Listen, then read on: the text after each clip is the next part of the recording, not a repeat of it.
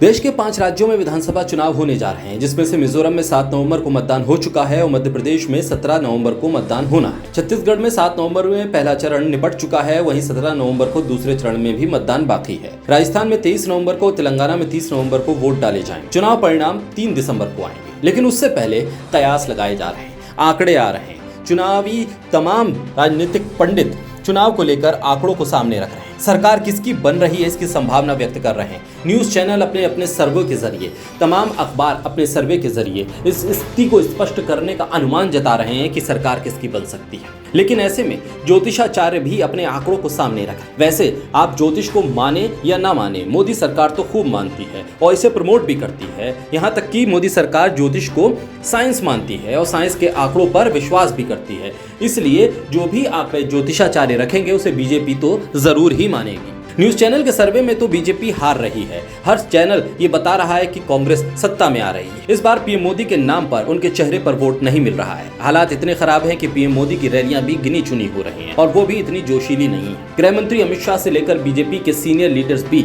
अपनी रैलियों में उतना दम नहीं दिखा रहे हैं और रैली में लोग भी नहीं पहुंच रहे हैं। इस बीच राजस्थान के एक ज्योतिषाचार्य की भविष्यवाणी भी सामने आई है।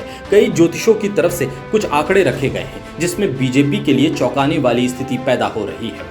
अब कम से कम ज्योतिषाचार्यों की तरफ से जो आंकड़े आए हैं उसको देखते हुए बीजेपी उसे तो मानेगी ही, क्योंकि ज्योतिष को बीजेपी ही साइंस कहती है। अगर बीजेपी को आंकड़े अपने पक्ष में नजर आए तो बीजेपी इससे हौसला हासिल करेगी और कहेगी कि उसे उम्मीद है कि वो सत्ता में आएगी, लेकिन ऐसा होता दिख नहीं रहा है। दरअसल ज्योतिष के जानकार बता रहे हैं कि वर्तमान में कांग्रेस और बीजेपी की स्थापना कुंडली में चल रही दशा और गोचर कांग्रेस के पक्ष में खड़े हैं और कांग्रेस का पलड़ा भारी है। ये वजह है कि बीजेपी में मायूसी है। अब शास्त्री कौशलेंद्र दास ने भी बीजेपी को मायूस कर दिया है। शास्त्री कौशलेंद्र दास राजस्थान की संस्कृत विश्वविद्यालय में मनोविज्ञान के हेड हैं। पिछले चुनाव में भी राजस्थान के परिणाम को लेकर भविष्यवाणी कर चुके हैं और सटीक साबित हुई। 7 दिसंबर 2018 को उन्होंने बताया कि कांग्रेस को 104 और बीजेपी को 73 सीटें मिलेगी, सरकार कांग्रेस की बनेगी, और हुआ भी वैसा ही।